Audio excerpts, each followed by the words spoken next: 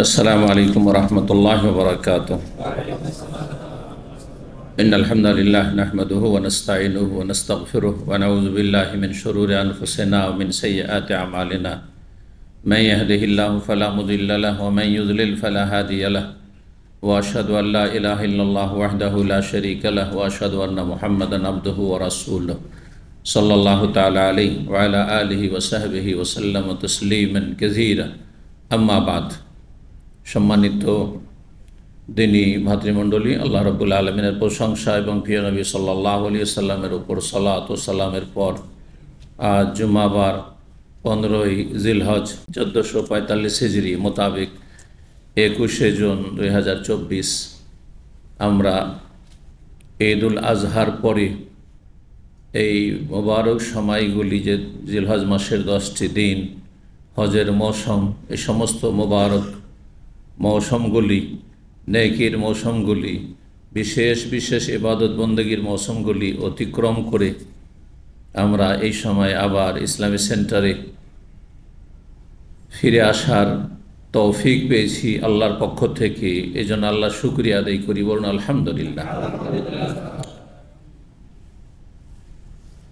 কিছুদিন আগে মাহে রমজান গেল, মোবারক সময়। তাতে গেল গোটা বছরের ভিতরে সবচাইতে ফজিলতপূর্ণ রাতগুলি লাইলাতুল কদর, শেষ দশক, রমজানের শেষ 10টি রাত। তারপরে সামান্য বিরতির পরে আবার একটি গুরুত্বপূর্ণ মৌসুম আসলো, জিলহজ মাসের প্রথম 10টি দিন, যেই দিনগুলি গোটা বছরের সবচাইতে ফজিলতপূর্ণ, গুরুত্বপূর্ণ, বরকতপূর্ণ দিন। এই দিনগুলির ইবাদত বন্দেগী সম্পর্কে আপনারা জানেন, শুনেছেন এবং শুনিয়েছি। এই দিনগুলিতে বিশেষ বিশেষ কিছু ইবাদত রয়েছে যেগুলি অন্য সময় নেই। যেমন হজ, এটি হচ্ছে হজের মৌসুম। কোরবানি, এটি হচ্ছে কোরবানির মৌসুম। জিলহজ মাসের 10 দিনের আর তারপরে যে 3 দিন আইয়ামে তাশরিক, আইয়ামে মালুমাত হচ্ছে জিলহজ মাসের প্রথম 10 দিন, আর আইয়াম মাদুদাত, আল্লাহ কোরআন বলেছেন মাদুদাত হচ্ছে এই তাশরিকের 11, 12, 13 তারিখ। এগুলি সব বড়ই গুরুত্বপূর্ণ ফজিলতের দিন।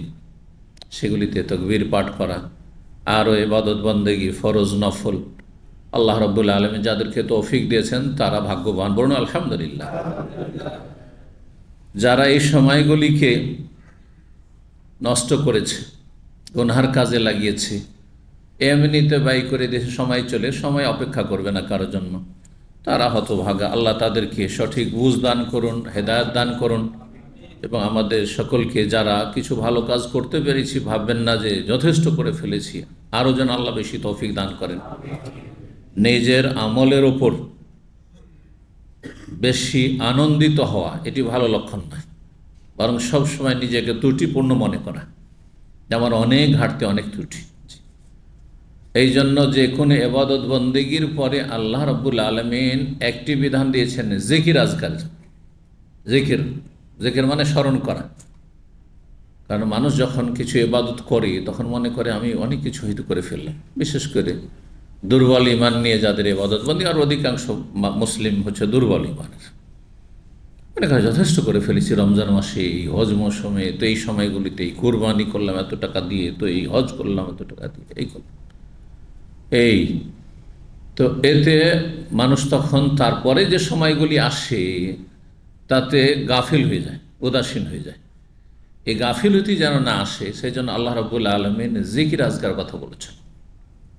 ফরজ সালাতের পরে কি, সালাম ফেরার পরে জিকির। জি, হজ শেষ করার পরে আল্লাহ বলেছেন ফাইজা কাযাইতুম মানাসিকা ফাযকুরুল্লাহ, আল্লাহর জিকির, যাতে গাফিল না হয়ে যান। যে জান্নাতে যাওয়ার কাজ তো মেলা করে ফেলেছে, গাফিলতি না চলে আসে।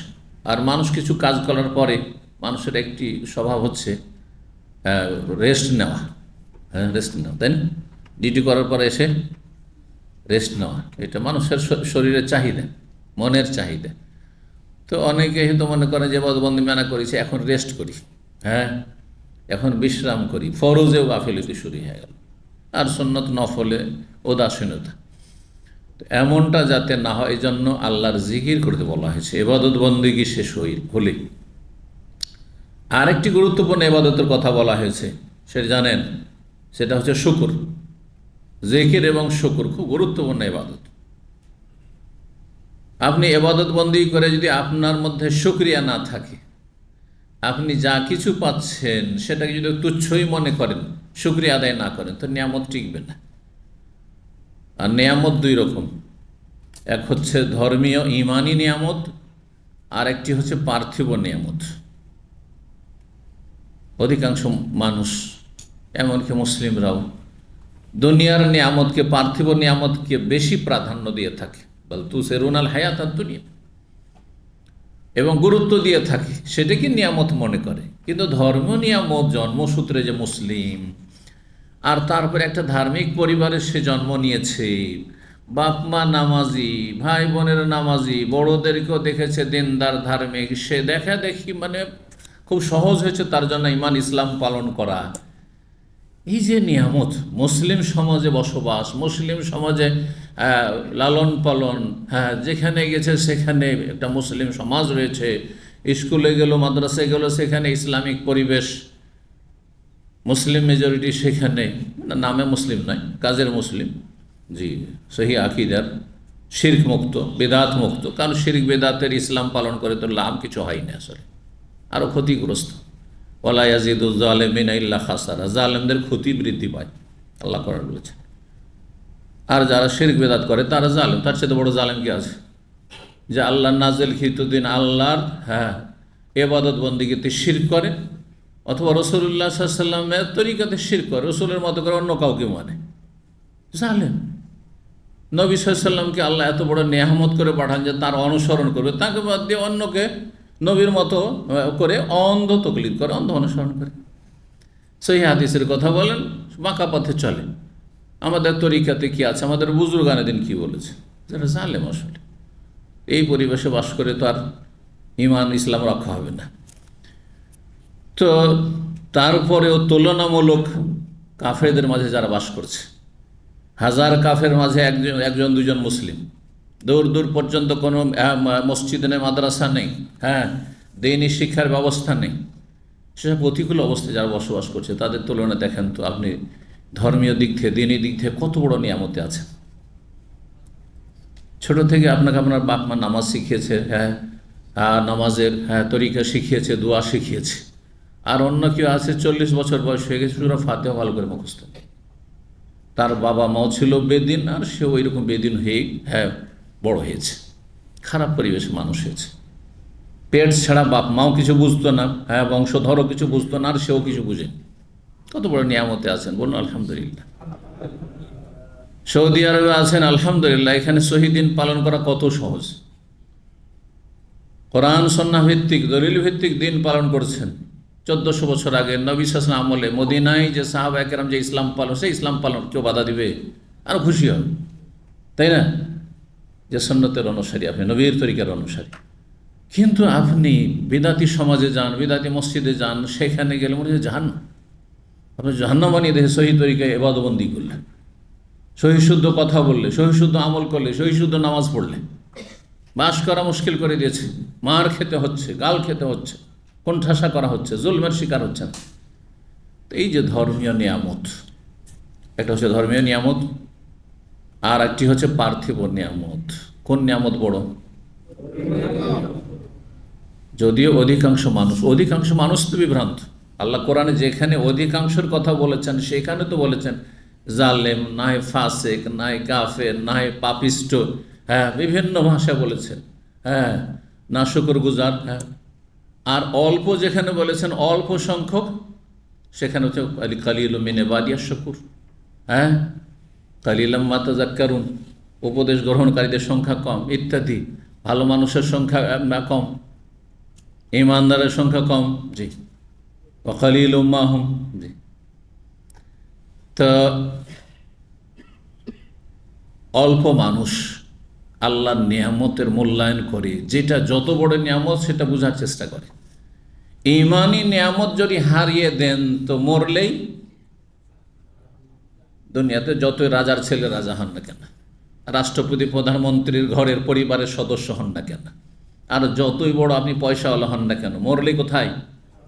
জাহান্নাম। মরার সাথে সাথে দাফন করুক আর না করুক জাহান্নামের শাস্তি চলছে, আযাব শুরু হয়ে গেছে। আখিরাত পরকালে জগতে চলে গেছেন। আর কবরে গেলে তো কবর আযাব সম্পর্কে জানাই আছে, যেটা শুরু হয়ে যাবে যদি কবরে কাউকে দাফন করতে বিলম্ব করে, তবুও শুরু হয়ে গেছে। আর তারপরে হাসর মাঠের শাস্তি, জাহান্নামে যেতে হবে, জান্নাত থেকে বঞ্চিত। জি, দুনিয়াতে ধর্মের নিয়ামত থেকে, ইমানের নিয়ামত থেকে বঞ্চিত হওয়ার কারণে কি হইল? আখেরাতে জান্নাতের নিয়ামত থেকে বঞ্চিত।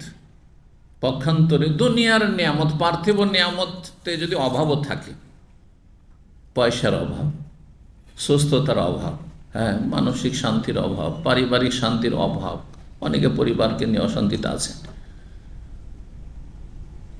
সামাজিক অশান্তি, বিভিন্ন রকমের জুলম অত্যাচার, যেখানে কাজ করছেন সেখানেও শান্তি নেই, অল্প বেতনে কাজ করছেন তারপরও মানুষের জুলমের শিকার অনেকে, বিভিন্ন রকমের যে দুনিয়ার অশান্তি, মানে দুনিয়ার যেসব নিয়ামতগুলি মনের চাহিদা মানুষের, সবাই চাই সুখে থাকতে, কে সুখে থাকতে চায় না, তাই না? সবাই সুখে থাকতে চাই, কিন্তু সুখ যতটা চাইছেন ততটা সুখ শান্তি পাচ্ছেন না, ততটা আপনি মনের চাহিদা পূরণ করতে পারছেন না, দুনিয়ার কিছু নিয়ামত থেকে বঞ্চিত। এর শেষ পরিণাম জাহান্নামে যাবেন। যদি গরিব হন তো জাহান্নামে যাবেন নাকি? গরিব কিন্তু ঈমান আমল ঠিক আছে, ফরজ ওয়াজিব ঠিক আছে, কাবিরা গুনাহ থেকে বেঁচে আছেন, জাহান্নামে যাবেন গরিব আমল। আর ধনী সেই জন্য, আর রাষ্ট্রপতি আর প্রধানমন্ত্রী সেই জন্য, আর এমপি মিনিস্টার সেই জন্য, বা পয়সাওয়ালা সেই জন্য আপনি পয়সা দিয়ে জান্নাত কিনতে পারবেন? হ্যাঁ, জাহান্নাম থেকে বাঁচতে পারবেন? আসমান জমিন এবং এর মাঝে যা কিছু আছে সব কিছু দিয়ে মুক্তি লাভ করতে যাবে, সেদিন হবে না, মুক্তি হবে না, আর তখন কিছু থাকবে না। একমাত্র একক মালিকানা, লেমানিল মুলকুল ইয়ৌম, আজকে কার জন্য মালিকানা?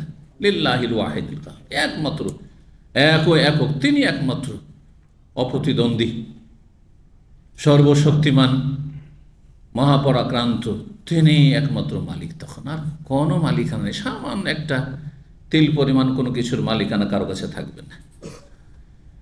দুনিয়ার নিয়ামত থেকে বঞ্চিত হলে অসুস্থ মানুষ জাহান্নামে যাবেন, মরলে কষ্ট পাচ্ছেন, একটু শারীরিক মানসিক কষ্টে আছেন আপনি, দুনিয়ার কিছু কষ্টে আছেন, কিন্তু সামান্য কয়দিনের কষ্ট, দুনিয়া আছেই বা কয়দিন। সুস্থ থাকলেও মরতে হবে, অসুস্থ থাকলেও মরতে হবে। কেউ আগে লাইন লাগিয়ে আছে, কেউ পরে লাইন লাগিয়ে আছে, নিজের ইচ্ছায় লাইন লাগাবার কোনো ক্ষমতা নেই যে আমি মরবো না সেজন্য পেছন দিকে গিয়ে লাইন লাগাবো, ঠিক না? দুনিয়াতে খাওয়া দাওয়া করবো না, আপনি টান দিচ্ছেন, আমি হ্যাঁ পেছনে টান দিয়ে আছেন, আপনি আগে ভাগে আসছেন। আর যারা খেতে চায় বা দুনিয়ার কিছু হাসিল করতে চায়, ওখানে সেটা পাচ্ছে, সে আগের লাইন লাগাবার চেষ্টা করবে, দৌড় দিয়ে সে লাইন লাগাবার চেষ্টা করবে, ঠিক না? মরণের ক্ষেত্রে তো এটা উপায় নেই যে কেউ দুনিয়াতে বাঁচতে চায় না, খুব অশান্তি, সেই জন্য আগে লাইন লাগিয়ে দিচ্ছে। মরণ চাইছে, মরণ আসে না, ঠিক না? মরণ চাইছে, মরণ আসছে না। আর কেউ বাঁচতে চাইছে কিন্তু বেশি সুখে খেলে যে আয়ু বেশি পাবে, এমনটা কি? চোখের সামনে অনেক পরিবারে দেখছি, যেই ভাই বা যেই বোন সব চাইতে সুখী ছিল, ভালো ভালো খাবার খেয়েছে, ভালো দুনিয়ার নিয়ামত ভোগ করেছে, ভালো পরিবেশে, সে আগেই মরে গেছে। আর যারা একবার অসহায় গরিব দরিদ্র, অনেক সময় কষ্টের কারণে হায় দুনিয়া একটু অশান্তি, চলে যেতাম ভালো হইতো, কিন্তু লাইন লাগছে না, আসতে পারছে, যেতে পারছে না আল্লাহর কাছে, টাইম হয়নি এখন তার। তাহলে দুনিয়ার নিয়ামতের চাইতে, এই পার্থিব নিয়ামতের চাইতে ইমানি নিয়ামত, ধর্ম নিয়ামত কত বড় নিয়ামত, চিন্তা করুন তো দেখি। যতই কষ্টে থাকেন দুনিয়ায়, ইমান আমল যদি, ধর্মীয় নিয়ামত ঠিক থাকে, ইমান আমল ঠিক থাকে, তো জান্নাত নিশ্চিত ইনশাআল্লাহ, ঠিক না? জাহান্নাম থেকে বাঁচতে পারবেন নিশ্চিত ইনশাআল্লাহ, যদি আপনার ধর্ম নিয়ামত ঠিক থাকে। এই জন্য কোরআনের ভাষায় বিভিন্ন আয়াতে যেখানেই ইবাদত বন্দিগির কথা বলা হয়েছে, তারপরে শুকরের কথা বলা হয়েছে, শুকরিয়ার আদায় করার কথা। ইব্রাহিম আলাইহিস সালাম কাবা ঘর তৈরি করলেন আর আল্লাহর কাছে দোয়া করলেন, তারপরে শুকরিয়ার কথা সেখানে রয়েছে। কত বড় একটা গুরুত্বপূর্ণ কাজ, যেই কাবা ঘরের তওয়াফের জন্য আর হজের জন্য ওমরার জন্য সারা বিশ্বের মানুষ যারা আসতে পারছে মুসলিম, কত যে খুশি আসতে পেরে। আর যারা আসতে পারেও না তাদের যে মনের কত আকাঙ্ক্ষা, আর্থিক অভাব আছে, যদি এক নজর একবার যেতে পারতাম, তাই না? সেখানে শুকরিয়ার কথা। সালাতের ক্ষেত্রেও সালাত শুকরিয়া আদায়ের কথা। নবী সাল্লাল্লাহু আলাইহি সাল্লাম দোয়া শেখাননি সালাম ফেরার পরে? আবার কেউ বলছেন সালাম ফেরার আগেখানে, দুই জায়গায় দিয়ে পড়া যেতে পারে, আল্লাহুম্মা আইন্নি আলা যিকরিকা ওয়া শুকরিকা ওয়া হুসনে ইবাদাতিকা। রমজানের রোজা শেষ হলে, সিয়াম শেষ হলো, আল্লাহ রাব্বুল আলামিন সেখানে বলছেন ওয়ালা তুকাব্বিরুল্লাহ আলা মা হাদাকুম ওয়া লাআল্লাকুম তাশকুরুন, সেখানে শুকরিয়া আদায় করার কথা। আর হজের ক্ষেত্রে আল্লাহ শুকরিয়া আদায় করার কথা। কোরআনে কারিমে আয়াতগুলো রয়েছে বিভিন্ন ভাষাতে। ওয়ালা তুকমিলুল ইদ্দাতা ওয়ালা তুকাব্বিরুল্লাহ আলা মা হাদাকুম ওয়া লাআল্লাকুম তাশকুরুন। ওয়ালা তুকমিলুল ইদ্দাতা এটি হচ্ছে রোজা সম্পর্কে, আর আগের আয়াত যেটি পড়লাম সেটি হজ সম্পর্কে। তাহলে ইবাদত বন্দেগী করে যে আপনি জান্নাতে যাওয়ার জন্য এগিয়ে গেলেন, অনেকটা এগিয়ে যেতে পারলেন, আপনি জাহান্নাম থেকে অনেক দূরে হয়ে গেলেন, আপনি জাহান্নাম থেকে বাঁচার অনেকটা ব্যবস্থা নিতে পেরেছেন আপনি। সেজন্য কি করেন? ধর্মীয় নিয়ামত সবচেয়ে বড় নিয়ামত, সুতরাং আল্লাহর কি করেন? শুকরিয়া আদায় করেন, আল্লাহ শুকরিয়া আদায় করেন। এই যে এলেম শিখতে পারছেন আলহামদুলিল্লাহ, 1 ঘন্টা 1.5 ঘন্টা এসে আল্লাহর শুকরিয়া আদায় করেন। আল্লাহর শুকরিয়া আদায় করা হচ্ছে নিয়ামতের, নিয়ামতকে স্বীকার করার মতো, নিয়ামতকে স্বীকার করার মতো। যেমন শিকারী পশু, ও তো আর বসে থাকবে না আপনার জন্য। হরিণ শিকার করবেন, ধরেন, কোনো পাখি শিকার করবেন না আপনি, মাছ শিকার করে বসে থাকবে? তোর জন্য শিকার করার জন্য কি লাগবে? অস্ত্র লাগবে, তাই না? মাছ শিকার করার জন্য আলাদা ব্যবস্থা, আর আপনার স্থলচর প্রাণী শিকার করার জন্য আলাদা ব্যবস্থা, ঠিক না? লাগবে। যদি আপনার কাছে অস্ত্র থাকে তাহলে আপনি শিকার করতে পারবেন। আপনার কাছে ছিপ নেই, বনশি নেই, তাহলে আপনি শিকার করতে পারবেন মাছ? দেখছেন বিশাল বিশাল মাছ, কিরে পাগল হয়ে গেছেন আপনি মাছ দেখে, কিন্তু আপনার কাছে ব্যবস্থা নেই শিকার করার, ও দেখেই থেকে যাবেন, ঠিক কিনা? মাহরুম, শেষখানে আক্ষেপ করে চলে আসতে হবে নদীর কিনারা থেকে, সাগরের কিনারা থেকে। একটা মাছ ধরতে পারলাম না, ঠিক না? জাল যদি থাকে তো ভালোই, জাল নেই, কিরে মাছ ধরবে, তাই না? ঠিক ওই রকমই আল্লাহর যে নিয়ামত রয়েছে, নিয়ামত আল্লাহর বন্টন হচ্ছে। এই নিয়ামত স্বীকার করার, আল্লাহর নিয়ামতকে স্বীকার করার অস্ত্র হচ্ছে শুকরিয়া, শুকরিয়া আদায় করা। আল্লাহ বলছেন সূরা ইব্রাহিম, ওয়াইজ তাআযানা রাব্বুকুম লাইন শাকারতুম লাযিদান্নাকুম। শোনো, আল্লাহ ঘোষণা করছেন, তোমাদেরকে জানিয়ে দিচ্ছেন, ঘোষণা করি, লাইন শাকারতুম, যদি শুকরিয়া আদায় করো, শুকরিয়া আদায় করো যে কোনো নিয়ামতের।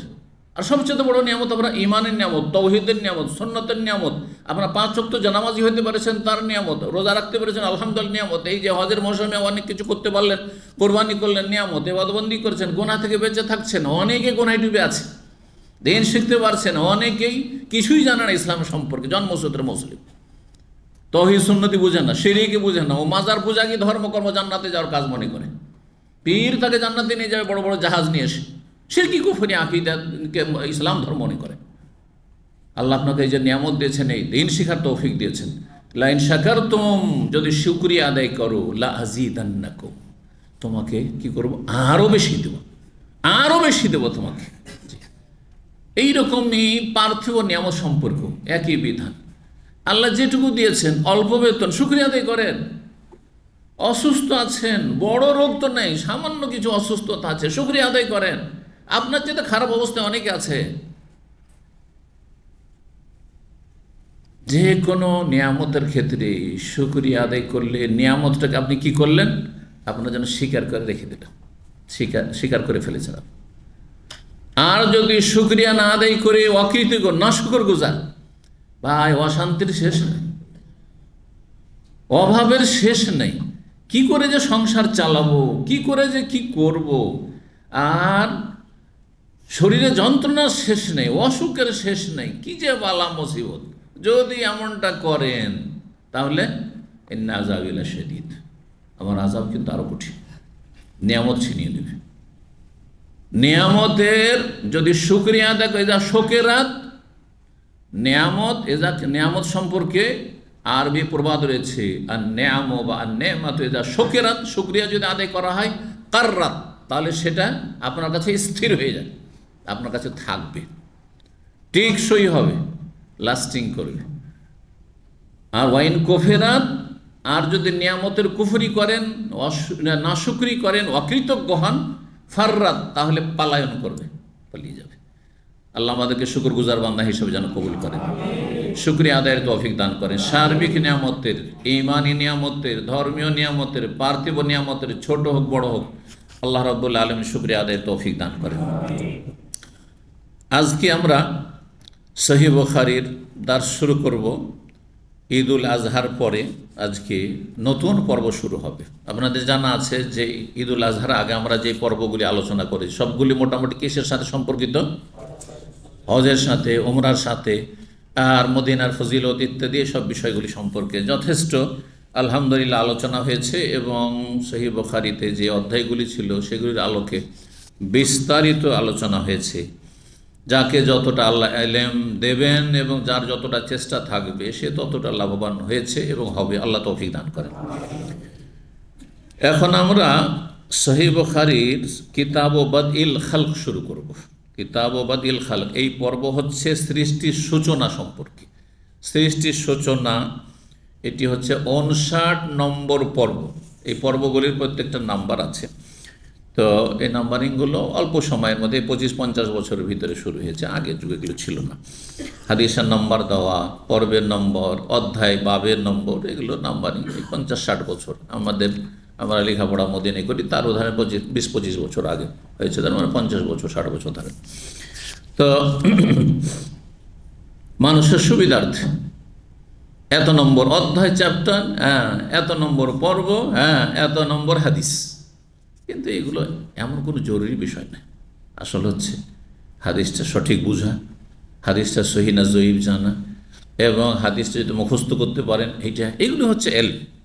আর এই নাম্বারিং এলম না, এগুলি হচ্ছে মানুষকে কী করা, আকর্ষণ করা। এই পাতা নম্বর বলতে পারে, তো এই যে হাদিস নম্বর বলতে পারে। আরে হাদিস নম্বর বলে দিন, আপনি যাচাই করেন না হাদিস নম্বর। তারপরে একই নম্বর আছে, মাকতাবা শামেলাতে একরকম নাম্বার আছে, আমার কাছে যেটা সামনে আছে সেটা আর এক রকম নাম্বার আছে। এক প্রকাশনী এক রকম নাম্বারিং করেছে। এই জন্য বাংলা বুখারী, ইসলাম ফাউন্ডেশন নাম্বারিং আলাদা, তৌহিদ প্রকাশনী আলাদা, আর তারপর আর একটা কী আছে সেটাও আলাদা, হানাফিদের যারা একটা আছে সেটা আলাদা, আর যেটা হাদিস প্রকাশনী সর্বশেষ যেটা লেটেস্ট এসছে সেটার নাম্বারিং আলাদা। কোনোটার সাথে কোনোটার মিল নেই। অনেক সময় বিস্তর পার্থক্য রয়েছে, 1-2 নম্বরের পার্থক্য নেই। কারণ কোনো জায়গায় সনদ এসেছে, যারা গণনা করেছেন একটা সনদ এসছে আর বলছে আগের মতোই হাদিস, শুধু সনদটা এসেছে, সেটাকে নাম্বারিং একটা দিয়ে দিয়েছে, যদিও মতনটা সেম আগের। আর কেউ বলছেন না ওই আগেরটাই তো, শুধু সনদের পার্থক্য, তখন আর নাম্বারিং করেনি, যার ফলে পার্থক্যগুলো হয়ে গেছে। কারণ অনেকে আপনার আবার পার্থক্য কেন, বুখারীর হাদিস সংখ্যা একই রকম হবে, সনদ কেউ গণনা করেছে, কেউ গণনা করেন। জি, তো আমরা মাঝখানে কয়েকটি পর্ব ছাড়লাম, কারণ জানি না কার কতটা সময় আছে, আপনাদেরই কত সময় আছে আর আমারই কত সময় আছে দুনিয়াতে, তারপরে সুস্থতা, তারপরে ইসলামী সেন্টারে দাম্মামে ইত্যাদি সব বিষয়গুলো রয়েছে। আর সহিহ বুখারী শুরুতে শেষ পর্যন্ত শেষ করতে দীর্ঘদিন সময় প্রয়োজন। যদি কোরআনে কারিমের তফসির শেষ করতে আমাকে 10 বছর লেগেছে। তখন সপ্তাহে একদিন শুধু জুমার দিনে করতাম।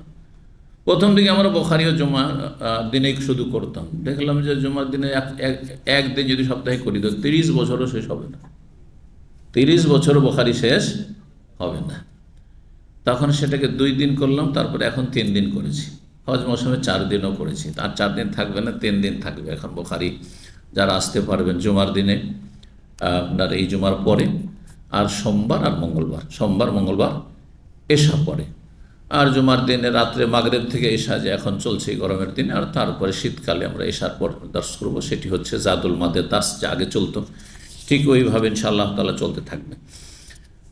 তো এতে সহিহ বুখারীতে কিছু অধ্যায় বেশি গুরুত্বপূর্ণ আমাদের জন্য, যেই বিষয়গুলি জানা আমাদের বেশি জরুরি সেগুলি আগে আমরা আলোচনা করে দেব। প্রত্যেকটা গুরুত্বপূর্ণ, কিন্তু বেশি গুরুত্বপূর্ণ আর বেশি জরুরি, যেটা বেশি জরুরি সেটা আগে জানবো, আর তারপরে যেগুলো তারপরে স্থান সেগুলি পরে আমরা আলোচনা করব। এই জন্য দু একটি জায়গায় আর কিছু কিছু বিষয়গুলি অলরেডি আমাদের আলোচনা আছে, যেমন তফসিরের অধ্যায়, কিতাবুত তফসির, তারপরে সিরাতুন নবী, নবী সাল্লাল্লাহু আলাইহি ওয়াসাল্লামের জীবনী, এগুলো আলোচনা আছে আমাদের, আছে না নেই? তো ওই অধ্যায়গুলি এখন আপাতত রেখে দিয়ে আমরা এমন অধ্যায়গুলি শুরু করেছি যেই সম্পর্কে আমার এই ২৬ বছরেও কোনো আলোচনা নেই, ধরেন ওগুলো আলোচনা করছি। তার মধ্যে আজকের পর্ব হচ্ছে কিতাব ও বাদ ইল খালক। বাদউন মানে সূচনা, মানে শুরু, আর খালক মানে সৃষ্টি। সৃষ্টির সূচনা সম্পর্কে এই পর্ব। আল্লাহ রাব্বুল আলামিন যে প্রথম সৃষ্টি শুরু করলেন, কি দিয়ে শুরু করলেন, আর এই মর্মে কোরআনের কিছু আয়াত এবং যে হাদিসগুলি নবী সাল্লাল্লাহু আলাইহি ওয়াসাল্লাম থেকে এসেছে সেগুলি নিয়ে আলোচনা। আল্লাহ রাব্বুল আলামিন হচ্ছেন সৃষ্টিকর্তা, খালেক, স্রষ্টা, আর বাকি সমস্ত কিছু হচ্ছে আল্লাহর সৃষ্টি। বোঝা গেছে না? আল্লাহ এবং আল্লাহ রাব্বুল আলামিনের যেগুলি গুণাবলী, সিফাত, সেগুলি হচ্ছে আল্লাহর সিফাত, আল্লাহর সিফাত, সেগুলিকে সৃষ্টি বলা যাবে না। যেমন আল্লাহর রহমত, আল্লাহর গুণ, সিফাত বলবেন, ঠিক না? আল্লাহর কালাম, আল্লাহর বাণী, আল্লাহর সৃষ্টি না? সৃষ্টি নয়। এইখানে মুতাজিলা গোমরা পথভ্রষ্ট হয়েছে, কোরআনকে মখলুক বলে। কোরআনের কাগজের পাতা আছে, সেটা তো সৃষ্টি, তাই না? পাতা, কাগজ, আর তাতে যে কালিতে লেখা হয়েছে সেটা সৃষ্টি না? কিন্তু আল্লাহর যে বাণী সেটা হচ্ছে আল্লাহর সিফাত, আল্লাহর গুণ, আল্লাহর গুণ। এই জন্য আল্লাহর গুণের ওসিলাতে, আল্লাহর গুণের মাধ্যমে আশ্রয় কামনা করার দোয়া, আউযু বিকালিমাতিল্লাহি তাম্মাতি মিন শাররি মা খালাক। আউযু বিল্লাহ নাই এখানে, যেমন আউযু বিল্লাহি মিনাশ শাইতানির রাজিম পড়ছেন স্বাভাবিক, আল্লাহর কাছে আশ্রয় গ্রহণ করছি, তাই না? আউযু বিরাব্বিন নাস, হ্যাঁ, আউযু বিরাব্বিল ফালাক, তাই না? এখানে কি আছে? আউযু বিকালিমাতিল্লাহি তাম্মাতি, আমি আশ্রয় গ্রহণ করছি আল্লাহর পূর্ণাঙ্গ বাণীর। তো আল্লাহর বাণী, আল্লাহর গুণ, আল্লাহর সত্তার কাছে আশ্রয় যেমন কামনা করা যাবে, তেমনি আল্লাহর গুণেরও আশ্রয় কামনা করা যাবে, মানে গুণের ওসিলাতে। তো আউযু বিকালিমাতিল্লাহি তাম্মাত, এখান থেকে বোঝা গেল যে আল্লাহর বাণী, কালিমাত এখানে বলে আল্লাহর বাণী, আল্লাহর সৃষ্টি নয়। মুতাজিলা গোমরা পথভ্রষ্ট হয়েছে কি বলে? যে আল্লাহর কালাম হচ্ছে আল্লাহর মখলুক, আল্লাহর সৃষ্টি না। তবে আল্লাহর আরশ, হ্যাঁ, সৃষ্টি না? আল্লাহর কুরসি, আসমান জমিন, লৌহে মাহফুজ, জান্নাত জাহান্নাম, সবই সৃষ্টি। এবং যা কিছু আল্লাহর সৃষ্টি সব ধ্বংসশীল। কুল্লু মান আলাইহা ফান, কুল্লু শাইইন হাল, প্রত্যেক বস্তু আল্লাহর জাত সিফাত ছাড়া প্রতিটি বস্তু কি হবে? হালেক, ধ্বংসশীল, ধ্বংস। তো বলছেন ইমাম বুখারী রাহিমাহুল্লাহ, কিতাব বাদিল খালক, এটি হচ্ছে সৃষ্টির সূচনার পর্ব। আয়াত নিয়ে এসেছেন সূরা রুমের আয়াত নম্বর ২৭। মহান আল্লাহর বাণী বলছেন, বাবু, প্রথম অধ্যায়, বাবু মা জা ফি কওলিল্লাহি তাআলা, এই অধ্যায় হচ্ছে মহান আল্লাহর বাণী তাফসীর সম্পর্কে যা কিছু এসেছে। আল্লাহ কি বলছেন? ওয়া হুয়াল্লাযী ইয়াবদাউল খালকা, আল্লাহ সেই সত্তার নাম যিনি সৃষ্টির সূচনা করেছেন। ইয়াবদাউ, বাদা ইয়াবদাউ মানে শুরু করা, আরম্ভ করা, সৃষ্টির সূচনা করেছেন। সুম্মা ইউঈদুহু, অতঃপর পুনরায় তিনি সৃষ্টি করবেন। আল্লাহ প্রথমবার সৃষ্টি করেছেন, আবার পুনরায় সৃষ্টি করবেন। কখন? সব কিছু ধ্বংস হওয়ার পরে, যখন সবকে কবর থেকে ওঠাবেন, মৃতকে জীবিত করবেন, দুনিয়া আবার ধ্বংস হয়ে যাওয়ার পরে আবার ইয়াউমা তুবাদদালুল আরযু গায়রাল আরয, এই আসমান জমিন সব কিছু ধ্বংস হয়ে যাবে, সিংহায় ফুৎকারের মাধ্যমে পৃথিবী ধ্বংস, আর তারপরে আবার আল্লাহ সৃষ্টি করবে। তুবাদদালুল আরয, আসসামাওয়াত, জমিন, আসমান, আবার আল্লাহর পুনরায় সৃষ্টি করবেন। প্রথমবার সৃষ্টি করা, প্রথমবার তৈরি দিয়ে বলি দুনিয়ার একটি উদাহরণ দিই। প্রথম যখন মোবাইল তৈরি হয়েছে সেটা বেশি কঠিন ছিল, না পরে বিভিন্ন কোম্পানিগুলো এসে মোবাইল তৈরি করে সেটা বেশি মুশকিল? প্রথম কল্পনা করতে হয়েছে যে এমন কিছু করা যায়, তারপরে তৈরি করে প্রথম পরীক্ষা, ঠিক না? কিন্তু পরে বিভিন্ন কোম্পানি, জানি না প্রথম কোন কোম্পানি আসলো কত আমার জানা নাই। প্রথম আমার কাছে 2005 একটা মোবাইল আসে, তাও দাম এত বেশি ছিল, ছোট্ট মোবাইল, তারপরও সেকেন্ড হ্যান্ড নিলাম। আমাদের একদিনই ভাই ছিল, একটু পয়সাওয়ালা ব্যবসা করতো, তো ও বলছে যে শেখ আমার এটা প্রয়োজন নেই। তখনকার মোবাইল, ওই ছোট মোবাইল এত বড় ছিল হাতের সময়, আজকালকে স্মার্টফোনের সময়। মোবাইলটার নাম ছিল ক্যাটেল কোম্পানি, জানেন কেউ? জানেন না? এই যে, তো প্রথম মোবাইল ওগুলো আসলো। আর তারপরে এই এমন আসতে শুরু হইল, চাইনা, হংকং, অমুক তমুক, কত রকমের কি, তাই না? কোনটার বেশি গুণ গাইবেন আপনি? প্রথমটার না? প্রথম আবিষ্কারের। আল্লাহ রাব্বুল কোরআনে কারীমে এই কথাই বলেছেন, পুনরুত্থান সম্পর্কে, পরকাল সম্পর্কে। কারণ অধিকাংশ মানুষ পরকাল সম্পর্কে সন্দিহান না হয় অস্বীকারী, পরকালে বিশ্বাসী না, অবিশ্বাসী না হয় সন্দিহান। আবার পরকাল, মানুষ মরে যাওয়ার পর আবার মানেই না, বিশ্বাস করে না। নাস্তিক, কাফের, মুশরিক যত আছে কেউ বিশ্বাস করে না, একমাত্র খাঁটি মুসলিম ছাড়া। খাঁটি মুসলিম যারা আকীদার ক্ষেত্রে অন্তত বিশ্বাস রাখে পরকাল, তারা ছাড়া বিশ্বাস করে না। এমনকি হিন্দু পরকালে বিশ্বাস করে না, পুনরাগমনে, পুনর্জন্ম, মানে এই দুনিয়াটাই থাকবে আর জন্মিতেই থাকবে।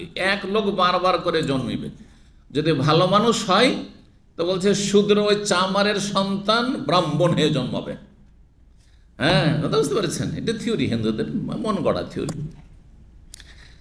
আর যদি ব্রাহ্মণের সন্তানও যদি লম্পট, চোর, ডাকাত, লুচ্চা হয়, তাহলে কি হয়ে জন্মিবে?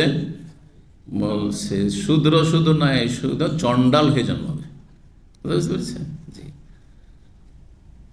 তো এটা পরকালকে অবিশ্বাস করা, পরকাল অবিশ্বাস করা। তারপরে ইহুদি খ্রিস্টানদের কাছে পরকালের ওই রকম ধারণা নেই, স্বচ্ছ ধারণা নেই। যেই ধারণা ইসলামে আছে, কোরআন সুন্নাহয় রয়েছে, মুসলিমদের কাছে আছে। পরকালে যে বিভিন্ন স্তরগুলি, মানুষের মরণ থেকে শুরু করে জান্নাত জাহান্নাম পর্যন্ত, যে বিষয়গুলি এত ক্লিয়ার একজন মুসলিমের কাছে, কোন মুসলিমের কাছে যদিও মনে করে যে একটা জগৎ আছে, ধরেন ইহুদিরা বা খ্রিস্টানরা তওরাত ইনজিল ধর একটু ধার্মিক তাদের মধ্যে, কিন্তু তারপর এই ধারণা নেই, তার মানে অবিশ্বাসী। আর মুসলিম সমাজের যারা সেকুলার বা নাস্তিক, তারা অবিশ্বাসী হয়, অস্বীকারই করছে, আর না হইলে সন্দিহান। যারা কোনো আমল করে না, কি বলবেন? বিশ্বাসী না সন্দিহান? সন্দেহ আছে, সন্দেহ আছে। এই জন্য যদি আপনাদের সন্দেহ থাকতো যে আজকে এখানে তার সবই হবে, আসতেন, ঠিক না? জানছেন ইয়াকিন, তারপরে তখন এসে সেই অনুযায়ী আমল। তো যার জীবনে কোনো আমলই নেই, না নামাজ, না যাকাত, না রোজা, না হজ, না কোনো ভালো কাজ, না জনকল্যাণমূলক কাজ, কোনো কাজ, আল্লাহর হক আদায় করা, মানুষের হক আদায় করা, পাপ থেকে বাঁচা, কিছুই নেই, পাপে ডুবে আছে, নেকি নেই, বলে তারপরে পরকালে বিশ্বাসী? না, কাজ্জাব, মিথ্যুক, এতে কোনো সন্দেহ নেই। অধিকাংশ মুসলিমও আজকে অপরকাল সম্পর্কে সন্দিহান, কফিলের বেতন সম্পর্কে সন্দেহ নেই, যার ফলে একেবারে ফজরের আগে রাস্তায় দাঁড়িয়ে আছে, গাড়ি ছুটে গেলে এই সেকেন্ড ইন্ডিসেল সিটি যেতে হবে, 40 রিয়াল লাগবে ভাড়া। একেবারে অবস্থা খারাপ হয়ে যাবে 40টা রিয়াল দিয়ে ডিউটিতে যেতে। আধা ঘন্টা লেট করা যাবে না, না হলে বেতন কেটে নেবে। বিশ্বাস আছে, সব বিশ্বাস অনুযায়ী কাজ করছেন দুনিয়ার ক্ষেত্রে। আখেরাতের বিশ্বাস আছে বলছেন মিথ্যুক, আর কোনো আমল নেই, মানে আল্লাহ হেদায়েত দান করেন এসব লোক। তো আল্লাহ রাব্বুল আলামিন এটাকে বারবার করে কোরআনে দলিল হিসেবে পেশ করেছেন যে যিনি প্রথম সূচনা করেছেন সৃষ্টি, তার জন্য দ্বিতীয়বার তৃতীয়বার পয়দা করাটা খুব সহজ। আগেরটা ফটোকপি ধরেন, আসল কপি তার ফটোকপি। আপনাকে একটা কোনো কিছু যদি লেখা থাকে আপনার কোম্পানি, আর সেটা বলে যে তুমি তো এটা ই করো, হ্যাঁ একটা প্রিন্ট বের করো বা এটা ফটোকপি করে নিয়ে এসো, সহজ আপনার জন্য। কিন্তু বলে যায় এটা লিখো তুমি, হ্যাঁ হ্যাঁ এটা ড্রাফটিং করো, এই তুমি এই নোটিশটা লিখে নিয়ে এসো, ক্ষমতা আছে, সেটা বিশেষ লোকই করতে পারবে। তো আল্লাহু আকবার, ওয়াহুয়াল্লাযী আবদাউল খালক, আল্লাহ সেই সত্তা যিনি সৃষ্টির সূচনা করেছেন, সুম্মা ইউঈদু, পুনরায় তিনি ফিরিয়ে নিয়ে আসবেন, মানে সৃষ্টি করবেন আবার। ওয়াহুয়া আহওয়ানু আলাইহি, যেটি তার জন্য তুলনামূলক অনেক সহজ। মানুষের দিকে কেন্দ্র করে, আল্লাহর জন্য সবই সমান। এই নয় যে আল্লাহর জন্য প্রথমবার একটু কঠিন হয়েছে আর দ্বিতীয়বার পর পুনরুত্থান যখন কবর থেকে উঠাবেন তখন অনেকটা সহজ হবে, এমনটা কি? তাহলে ওয়াহুয়া আহওয়ানু আলাইহি, আল্লাহর জন্য সেটি সহজ, এটা মানুষের দিকে লক্ষ্য করে বলা হয়েছে যে হে মানুষ, তুমি দুটো কাজ যদি করো, একটা একেবারে না দেখে করেছো আর আরেকটা দেখা দেখি করেছো, সবাই করছো তুমিও করছো, দ্বিতীয়টা তোমার জন্য আগেরটার তুলনায় সহজ। সূরা রুম আয়াত নম্বর 27, ওয়াকালা রবি ইবনে খুসাইম ওয়াল হাসান, রবি ইবনে খুসাইম এবং হাসান বাসরি তাবি বলছেন, ভাষাবিদ, ভাষা সম্পর্কে, ভাষার আলোচনা, আরবি ভাষায় হাইয়েন আর হাইন এই সম্পর্কে, হাইয়েন আর হাইন দুটোর অর্থ একই, দুটোর অর্থ একই। যেমন মাইয়েত আর মাইত, মাইয়েতটা আমরা জানছি কিন্তু বাংলা করে দিয়েছি, তাই না? অথচ আরবি দুটোই, তাই না? মাইয়েত মানে মৃত, যে মারা গেছে, যে মারা গেছে তা কি বলে? মাইয়েতকে দাফন করতে হবে, হ্যাঁ মাইয়েতের খাটলি বলছেন না, মাইয়েত, মৃত বলছেন না, ওটাকে কোরআনের ভাষা মাইয়েত বলা হয়েছে। আর কোন কোন আয়াতে মাইত বলা হয়েছে, আওয়ামান কানা মাইতান, যারা ছিল মৃত, আল্লাহ বলছেন মাইতান ফাআহিয়াইনাহু, তাদেরকে আমি জীবন দিয়েছি। তো মাইতুন আর মাইয়াতুন ওই রকমই হচ্ছে হাইনুন আর হাইয়ানুন, দুটোর মানে হচ্ছে সহজ। ওখান থেকে আহওয়ানু আলাইহি, আহওয়ানু শব্দটি এসছে।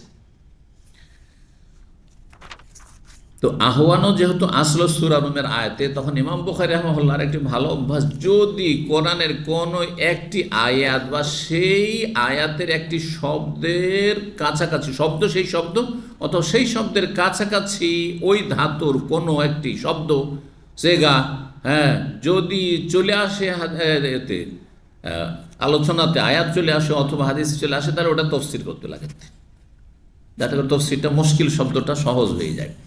তো বলছে হাইয়েন ওয়া হাইয়েন, হাইয়েন আর হাইন এটা কেমন? বলছেন যে মিসলুল লাইন আর লাইয়েন, লাইয়েন আর লাইন, মাইয়েত আর মাইত, দাইয়েক আর দাইক।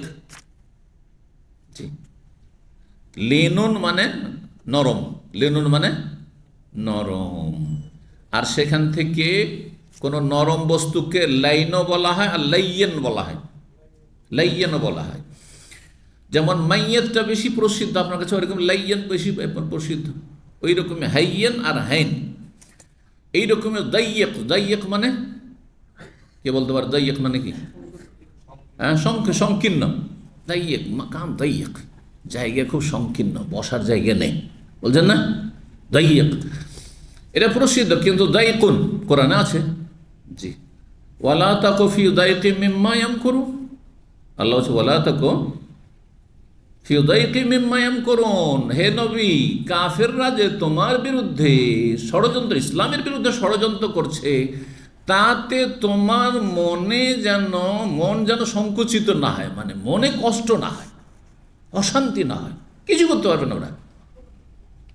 ইন্নাল্লাহা মাআল্লাযিনা তাকাউ, আল্লাহ তাদের সাথে আছেন যারা আল্লাহকে ভয় করে, মুত্তাকিদের সাথে। আর তুমি মুত্তাকিদের ইমাম, জি ইমামুল মুত্তাকিন, আল্লাযিনা মুহসিনুন, আর যারা মুহসিন মানুষের ভালো করে, ইহসান করে, তাদের সাথে আল্লাহ আছেন। আর তুমি মানুষের ইহসান উপকার করার জন্য জাহান্নামের আগুন থেকে, জাহান্নামের কাছাকাছি চলে গেছে, এদেরকে উঠিয়ে নিয়ে জান্নাতে নেওয়ার জন্য এসেছো, এর চেয়ে বড় ইহসান কি হইতে পারে?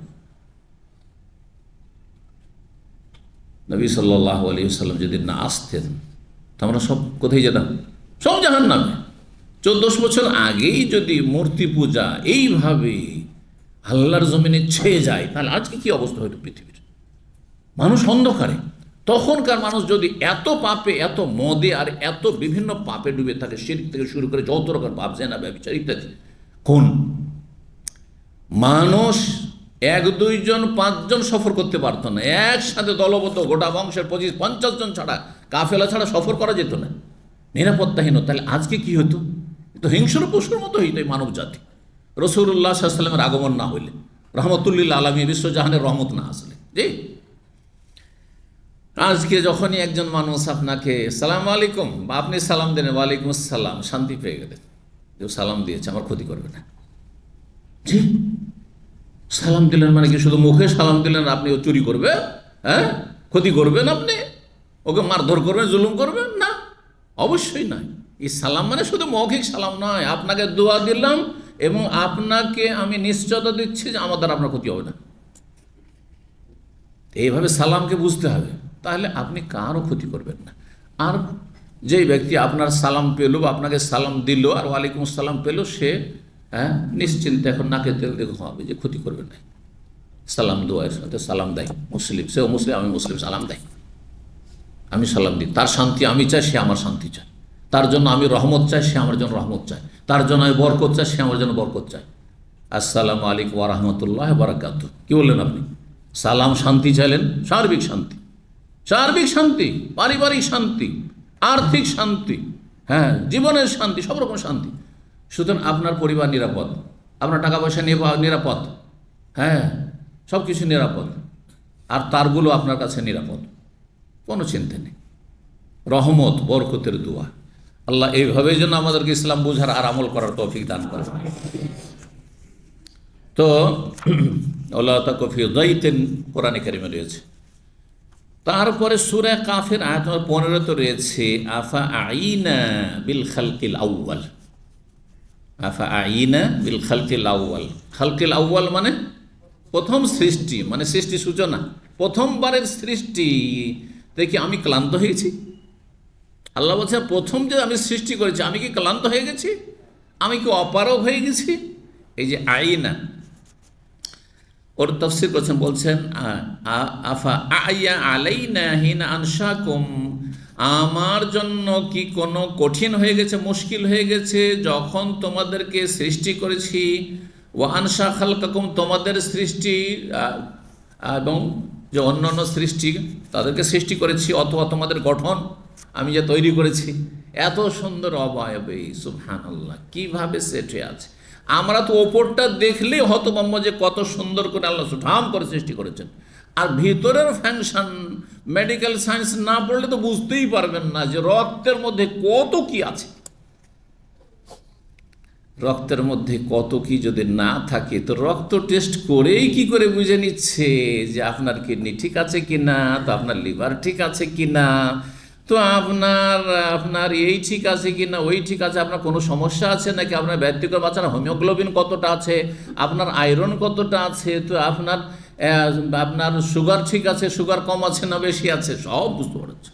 কী করে? তাইলে একজন ইমানদার মানুষ, মুসলিম, যদি সত্যি এই স্বাস্থ্য বিষয় নিয়ে লেখাপড়া করে, তাহলে সেই ব্যক্তির ঈমান, ইয়াকিন আরও আমাদের চেয়ে বেশি মজবুত হওয়া উচিত। কিন্তু যেহেতু বেদিনদের পরিবেশে লেখাপড়া করছে, হ্যাঁ, আল্লাহ থেকে সম্পর্কহীন হয়ে লেখাপড়া করছে, যার ফলে অধিকাংশ চিকিৎসাবিদ্যার চর্চাকারীরা দিনদার নাই, বেদিন। বড়ই দুঃখের বিষয়। একজন ইমানদার মানুষ যদি পড়াশোনা করে, তো আমার চেয়ে বেশি তার ইয়াকিন হবে। কারণ আমার ইয়াকিন হচ্ছে, হ্যাঁ, শুনে ইয়াকিন, পড়ে ইয়াকিন, যে কোরআন হাদিস পড়ে আমার ইয়াকিন, তাই না? চোখে দেখে নয়। কিন্তু একজন ডাক্তার চোখে দেখছে, ওই যে রক্তের সেলগুলি দেখছে, সব কিছু দেখছে, পেশাবে কি কি আছে, কি সমস্যা, কোনটা কোন অবস্থায় কি সমস্যা হয়, হ্যাঁ, যখন এক্স রে করছে অথবা আপনার যখন আল্ট্রাসাউন্ড করছে, তখন ওই দেখে ওর বিশ্বাস হচ্ছে, চোখে দেখে আইনুল ইয়াকিন তার হচ্ছে, আইনুল ইয়াকিন। তাহলে তার ইমান, একজন চোখে দেখেছে আর একজন চোখে দেখেনি, শুনেছে, কার ইয়াকিন বেশি? কেউ যদি বলে যে আমি স্বচক্ষে আমি শেখ আলবানিকে দেখেছি বা শেখ বাজকে দেখেছি, আরেকজন বলছে আমি খুব শুনেছি ওনার কথা, খুব শুনেছি ওনার কথা, ওনার অনেক কথাই শুনেছি, ওনার এলমের কথা, ওনার আমলের কথা, তাকওয়ার কথা। কোনটা বেশি শক্তিশালী? চোখে স্বচক্ষে দেখা হয়েছে, আমি সালাম করেছি, ওনার দার্সে বসছি। বুঝতে পারে গেছে? জি সুবহানাল্লাহ, আল্লাহ হিদায়াত দান করুন। মানুষের জ্ঞানের গতি যত বেড়েছে তত বেশি নাস্তিকতা বাড়তে লেগেছে, বড় দুঃখের বিষয়। অথচ উচিত ছিল জ্ঞানের গতির সাথে তৌহিদের দিকে ফিরে আসা, স্রষ্টার দিকে ফিরে আসা। এমনিতে তৈরি হয়নি এই কারখানা, বিশাল কারখানা, আল্লাহু আকবার। এই কারখানার মালিককে তলাশ করা উচিত, যেমন ইব্রাহিম আলাইহিস সালাম তলাশ করেছেন। আর তারপরে তিনি সন্ধান পেয়েছেন। তলাশ করতে প্রথম চিন্তা করলে তারকাই হয়তো রব হইতে পারে, ডুবে গেল, না এটা হইতে পারে না। তাহলে চাঁদ দেখলেন, এই চাঁদ মাসের শেষে ক্ষয় হয়ে গেল, এটা রব হইতে পারে না। প্রথম ভাবলেন যে এই চাঁদই মনে হয় রব। তারপরে চাঁদের চাঁদে শক্তিশালী সূর্য, ভাবলে এই সূর্য। ফালাম্মা আফালাত, সেটাও যখন ডুবে গেল, সন্ধ্যা বা অস্তমিত হয়ে গেল, আর দুনিয়া অন্ধকার হয়ে গেল, আল্লাহ এটা হইতে পারে না।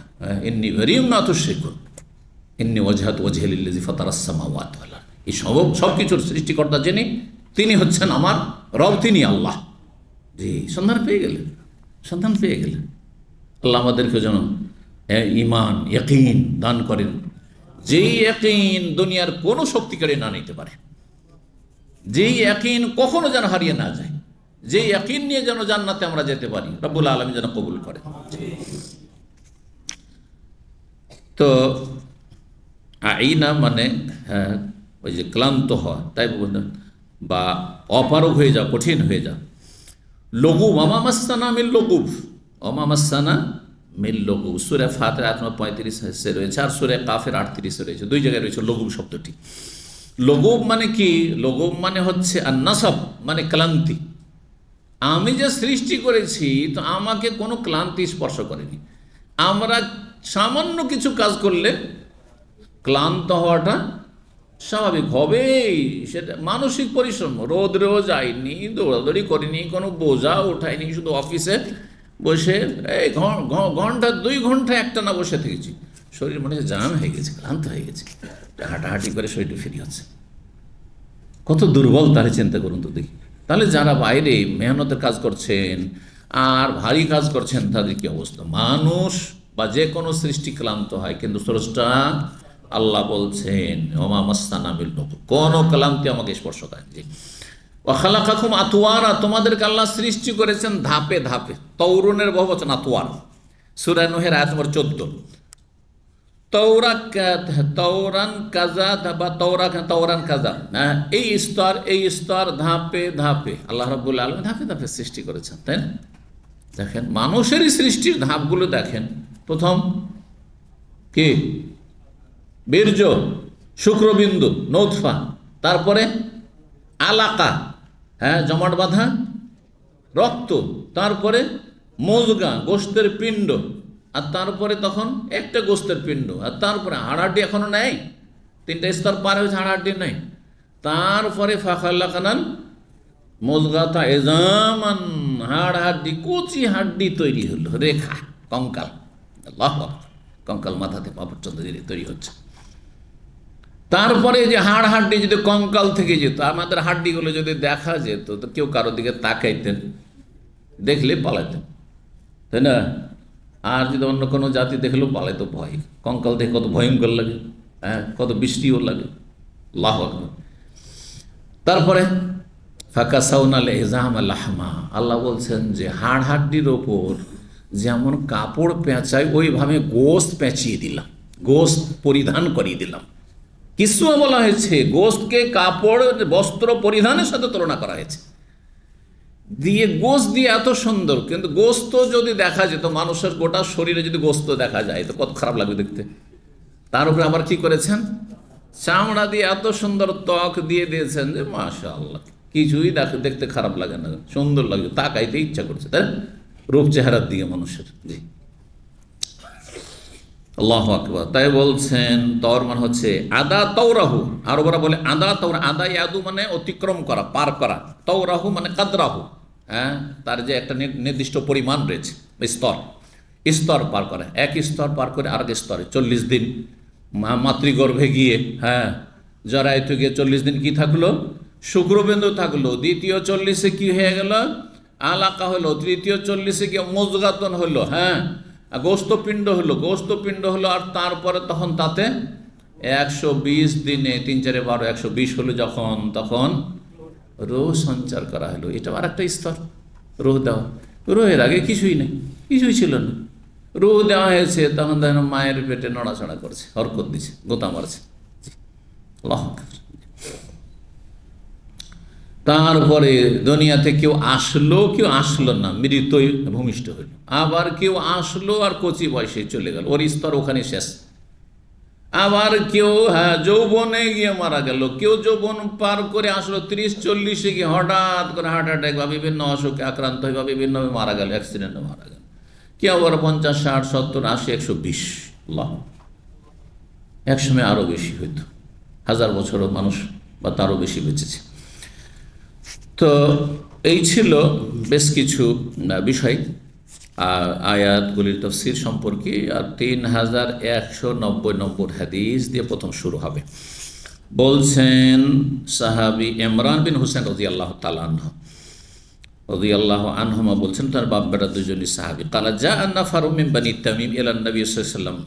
বানু তামিম বংশের কয়েকজন লোক, নাফার 3 থেকে নিয়ে 10 জন বা 9 জন পর্যন্ত হয়। তো কয়েকজন লোক আসলো নবী সাল্লাল্লাহু আলাইহি ওয়াসাল্লামের কাছে দেখা করতে। তারা ইসলাম গ্রহণ করেছে, নিউ মুসলিম, সব মুসলমান হয়েছে, এসেছে। কিন্তু নিউ মুসলিম অনেকে ইসলাম গ্রহণ করে দুনিয়া লোভী হয়ে। এরাও ওইরকমই ছিল, বেদুইন ছিল আর একটু দুনিয়া লোভী। ফাকালা, নবী সাল্লাল্লাহু আলাইহি ওয়াসাল্লাম তাদেরকে বলে, ইয়া বানি তামিম, হে তামিম বংশের লোকেরা, আবশিরু, তোমরা আমার পক্ষ থেকে সুসংবাদ নাও। আরে রাসূলুল্লাহ সব সুসংবাদ দিচ্ছেন, আর কি চাও? জান্নাতের সুসংবাদ। আর শুধু আখিরাতের না, সুসংবাদ যখন বলেছেন, বড়দের কাছে বড় আশা রাখো, কিন্তু হালকা হয়ে যেও না, ঠিক কিনা? হালকা হইতে নেই। অনেক সময় হালকা হলে নিজের লসই হয়। হয়তো আপনি না চেয়ে বেশি পেতেন, না চেয়ে নিয়ে যে তুচ্ছ চাইলে 3 পয়সা হয়, 3 পয়সায় পেলেন, হয়তো হয় না, হয় না? বড় মনে মানুষের কাছে আপনাকে আপনার ওজনটা, ওয়েটটা ঠিক রাখতে হয়। হালকা হয়ে গেলে গেলেন আপনি। তো এরা ওই রকমই একটা হালকা হয়ে গেল। নবী সাল্লাল্লাহু আলাইহি ওয়াসাল্লাম যখন সুসংবাদ দিলেন, তখন তারা বলে উঠল, বাশশারতানা ফাআতিনা, আমাদেরকে যখন সুসংবাদ দিলেন তো কিছু তো সাদকা দান, সাদকা দেন, আমরা গরিব অভাবী মানুষ, কিছু দেন। চেয়ে ফেললো চট করে, না চাইলেও হইতে। আল্লাহু আকবার।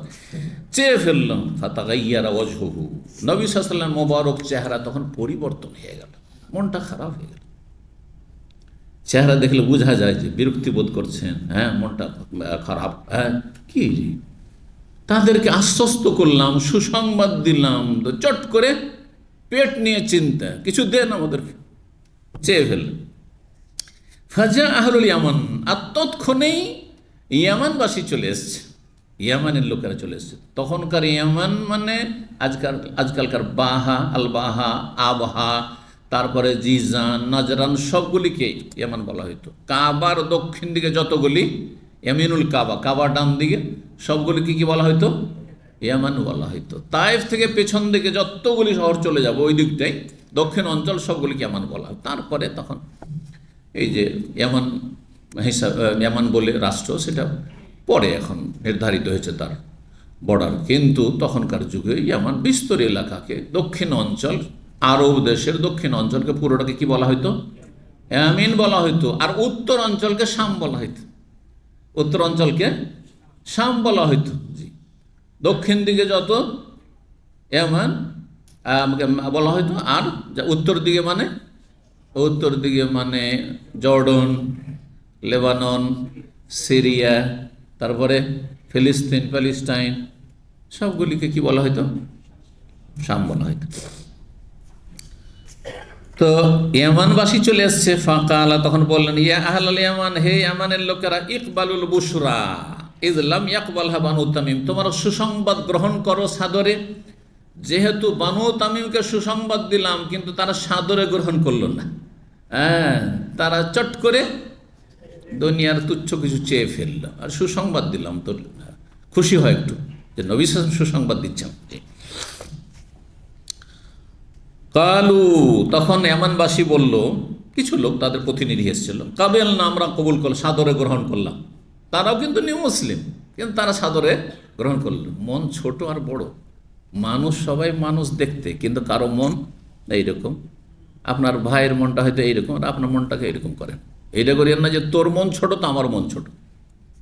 আমাদের গ্রামাঞ্চলে করে কি, কে কয় পিস গোস্ত দিয়েছে রে, কোরবানি গোস্ত রে, আকিকার গোস্ত, বলছে ও 2 পিস দিয়েছে, ওকে 2 পিস দে, ওকে 2 পিস দে। তো ওর মনটা ছোট, আপনিও ছোট করে দেন, আপনার মনটা বড় করেন, আপনি মনটা বড় করেন আপনি।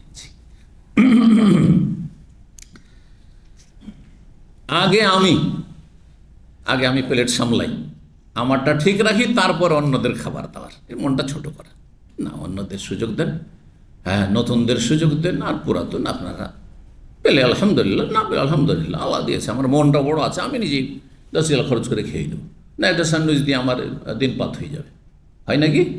মনের ব্যাপার, মনে করলেই হলো যে আমার ভাত না খেলেও চলতে পারে, এটা স্যান্ডউইচ দিয়ে চলতে পারে। তো তারা সাদরে গ্রহণ করলো। ফাখাযান নবী ইউহাদ্দিসু বাদাল খালকে, তখন নবী সাল্লাল্লাহু আলাইহি ওয়াসাল্লাম আলোচনা করেছিলেন কি নিয়ে? সৃষ্টির সূচনা সম্পর্কে বয়ান করা শুরু করলেন। নবী সাল্লাল্লাহু আলাইহি ওয়াসাল্লাম এই ভাষণটা লম্বা ভাষণ দিয়েছিলেন, খুব কম লম্বা ভাষণ হয়তো নবী সাল্লাল্লাহু আলাইহি ওয়াসাল্লামের, এই ভাষণটি খুব লম্বা ভাষণ ছিল। আর একটি ভাষণ দিয়েছিলেন শেষ বয়সে নবী সাল্লাল্লাহু আলাইহি ওয়াসাল্লাম, একেবারে সকাল থেকে সারা দিন সৃষ্টির সূচনা থেকে একবার শেষ জান্নাত জাহান্নাম পর্যন্ত পৌঁছা পর্যন্ত আলোচনা, ওই হাদিসে রয়েছে, সব কথা বর্ণনা করলেন। তো ইউহাদ্দিসু বাদাল খালকে, সৃষ্টির সূচনা সম্পর্কে, আর আরশ সম্পর্কে, আল্লাহর আরশের সৃষ্টি, আল্লাহর আরশ কোথায় ছিল। জি, ফাজা রাজুলুন, জনক ব্যক্তি হঠাৎ করে চলে এসে, ইমরান বিন হোসেন বলছেন আমি দর্শে বসে আছি, নবী সাল্লাল্লাহু আলাইহি ওয়াসাল্লামের এইসব কথা, গুরুত্বপূর্ণ কথা জীবনে কোনোদিন শুনিনি। সৃষ্টির সূচনা, প্রথম কি সৃষ্টি হলো, কি আসমান জমিন কেমন করে সৃষ্টি হইলো, আরশ আর কুরসি আর এই সেই পানি, সাগর, স্থল ইত্যাদি, এসবগুলি শুনছি। আর একজন লোক এসে বলছে, ইয়া ইমরান, হে ইমরান, রাহেলাতুকা তাফাল্লাতা, তোমার যে বাহন ছিল, উষ্ট্রি ছিল, সেটা পালিয়ে গেছে। তাফাল্লাতা মানে ছুটে পালিয়ে গেছে, রশি বাঁধা ছিল, রশি ছিঁড়ে পালিয়ে চলে গেছে, ধরো না হলে গেল। তখন টান দিয়েছে, মজলিস ছেড়ে দৌড় দিয়েছে উট ধরার জন্য, যে কোথায় গেল দেখি তো। আর এত দূরে উট চলে গেছে, সামনের হাদিসে আসছে যে উট ধরতে গিয়ে পুরা দর্শি শেষ হয়ে গেল, আর কিছুই শুনতে পেল না বেচারা। তো তারপরে এসে আক্ষেপ করছে, লাইতানি লাম আকুম, হাই যদি আমি সেই আলোচনা থেকে না দাঁড়াইতাম, উট গেল হারাইলো, আমি না যেতাম, ওইটা আমার ভালো ছিল, ওটা আমার জন্য ভালো ছিল। অনেক সময় আপনাদের কল আসছে, এখানে ফিট করেন, একটু কল এসছে, উঠিয়েই নি, পিবি সাহেবের কল এসছে, সকাল থেকে কথা হয়নি, তাই না, উঠিয়ে নিন। আর গুরুত্বপূর্ণ পয়েন্ট আমি আলোচনা করে দিলাম। আর এই স্ত্রীর সাথে কথা পরেও হইতো, কিন্তু আমার দাস কি আর আসর পর হবে না, যে কথাটি বলে ফেললাম আবার বলবো নাকি, তাহলে আপনি এলএম থেকে বঞ্চিত হইলেন, এলএম থেকে বঞ্চিত। সুতরাং এমার্জেন্সি না হইলে এই টেলিফোন রিসিভ করা, আর টেলিফোনকে অন করে রাখা, অথবা এদিক সেদিক করা, হ্যাঁ, না, এগুলো ভালো মানুষের কাজ নয়, এগুলো ভালো মানুষের কাজ নয়, যে দিন শিখতে আগ্রহী তার কাজ নয়। অল্প শোনা আছেন, মনোযোগী হে দিন শিখুন। 3191 নম্বর হাদিস, ওই হাদিসটি লম্বা করে এসছেন, এই জন্য আমরা সংক্ষেপে এগিয়ে যাব। ইমরান বিন হোসেন রাদিয়াল্লাহু তাআলা আনহু বলছেন, দাখালতু আলান নবী সাল্লাল্লাহু আলাইহি ওয়াসাল্লাম, আমি নবী সাল্লাল্লাহু আলাইহি ওয়াসাল্লামের কাছে প্রবেশ করলাম। তাহলে বোঝা গেল যে নবী সাল্লাল্লাহু আলাইহি ওয়াসাল্লাম আগে থেকে ছিলেন, আর ইমরান বিন হোসেন এখানে অতিরিক্ত আসলো, আগের হাদিসটা ছোট্ট ছিল। ও আকালতু নাকাতিবিল বাব, আমার উষ্ট্রিটাকে দরজার পাশে বেঁধে দিলাম, দরজার বাইরে বেঁধে দিলাম, মসজিদ নবী দরজার বাইরে। ফাতাহু নাস মিন বানি তামিম, বানু তামিমের কয়েকজন লোক আসলো। তারপরে নবী সাল্লাল্লাহু তাদেরকে বলে, ইকবালুল বুশরা ইয়া বনি তামিম, হে বনি তামিম, হে তামিম বংশের লোকেরা, তোমরা সুসংবাদ গ্রহণ করো। বানু তামিম লোকেরা বসবাস করত রিয়াজ থেকে আপনার মাজমা জুলফি যেতে, এই এলাকাগুলিতে। কথা বোঝা গেছে না? এদের এলাকা ছিল এই এলাকা, এখানে বসবাস করত প্রাচীন যুগে। এখন তো গোটা সৌদি আরবে ছড়িয়ে গেছে। হ্যাঁ, তামিমি, আপনার শুধু তামিমি সুপার মার্কেটই জানছেন দের, কিন্তু তামিমি একটা বিশাল একটা বংশ আরবদের, ওই 1400 বছর আগে থেকে বনু তামিম, জি, প্রাচীন বংশ। তো তারাকে যখন সুসংবাদ দিল তখন কালু, তারা বলে কাদ বাসার তানা ফাতেনা, যখন সুসংবাদ দিলেন তো আমাদের কিছু দেন, আমরা তো কিছু এসছি, আশা করে এসছি কিছু দান সাদকার জন্য, সাদকা টাদকা কিছু পাবো, গিয়ে নবী সাল্লাল্লাহু আলাইহি ওয়াসাল্লামের কাছে সুখী হবে একটু আর্থিক দিক থেকে। একবার নাম্বার রাত 2বার করে ওই কথা বলছে। নবী সাল্লাল্লাহু আলাইহি ওয়াসাল্লাম বলছে সুসংবাদ গ্রহণ করো, তো বলা উচিত যে সুসংবাদ গ্রহণ করলাম ইয়া রাসূলুল্লাহ, ঠিক না? তা না করে যখন সুসংবাদ দিলেন তো আমাদের কিছু দেন, সুসংবাদ দিলেন তো কিছু দেন, তাহলে আমাদেরকে এই চাওয়া শুরু করেছে। সুম্মা দাখালা আলাইহি নাসু মিনাল ইয়ামান, তারপরে কয়েকজন ইয়ামান থেকে চলে এসেছে কিছুক্ষণের মধ্যেই। ফাকাল, তখন নবী সাল্লাল্লাহু আলাইহি ওয়াসাল্লাম বলেন ইকবালুল বুশরা ইয়া আহলাল ইয়ামান, হে ইয়ামানবাসী তোমরা সুসংবাদ গ্রহণ করো। ইন লাম ইয়াকবালহা বানু তামিম, যেখানে বানু তামিম লোকেরা যখন কবুল করলো না, সাদরে গ্রহণ করলো, তোমরা নাও, এই সুসংবাদ নাও তোমাদের জন্য। কালু কাবেলনা ইয়া রাসূলুল্লাহ, আল্লাহ রাসূল, আমরা সাদরে গ্রহণ করলাম। কালু, তারপরে তার যে না নাস আলুকান হাজাল আমরে, আপনার কাছে আমরা সুদূর ইয়ামান থেকে এসেছি এই সৃষ্টির সম্পর্কে, সৃষ্টির সূচনা, আল্লাহ কিভাবে আসমান জমিন দুনিয়া সৃষ্টি করলেন এই সম্পর্কে কিছু জানার জন্য এসেছি। কালা, তখন বললেন নবী সাল্লাল্লাহু আলাইহি ওয়াসাল্লাম, শোনো, কান আল্লাহ, একমাত্র আল্লাহ ছিলেন, ওয়ালাম ইয়াকুন শাইউন গায়রু, তার ছাড়া কোনো কিছু পৃথিবীতে ছিল না, আল্লাহ ছাড়া পৃথিবীতে কোনো কিছু ছিল না।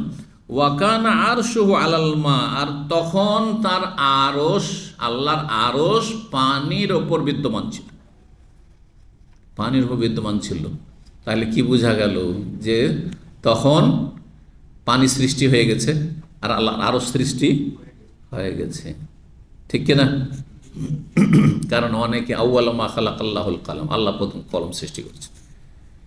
এখন আল্লাহ ছিলেন আর কিছুই ছিল না, তাহলে কলমও ছিল না, ঠিক কিনা? কলমও ছিল না, এই হাদিস বলে। কিন্তু আরশ কি ছিল? আরশ সৃষ্টি করেছেন আর পানি, পানির ওপর আরশ, তাহলে আগে পানি তারপরে আরশ। হ্যাঁ, তো এখন আগে কলম সৃষ্টি, 1 নম্বরে কলম না 1 নম্বরে আরশ না 1 নম্বরে আপনার কি বলছে পানি? ওলামাদের বেশ কিছু ইখতিলাফ রয়েছে সম্পর্কে। তো যাই হোক, কোনো এক সময় ইনশাআল্লাহ তাআলা এই ক্ষেত্রে বিস্তারিত শোনাবো। এখন হাদিসটা দিয়ে গিয়ে যে আমরা বলছেন যে তাহলে এগুলো সমন্বয় এটা দিয়ে করেছেন ওলামারা, যে যেই বস্তুগুলি সর্বপ্রথম সৃষ্টি হয়েছে তার অন্যতম হচ্ছে কলম, তার অন্যতম হচ্ছে আরশ, তার অন্যতম হচ্ছে পানি। বুঝা গেছে না? এইভাবে। জি, তো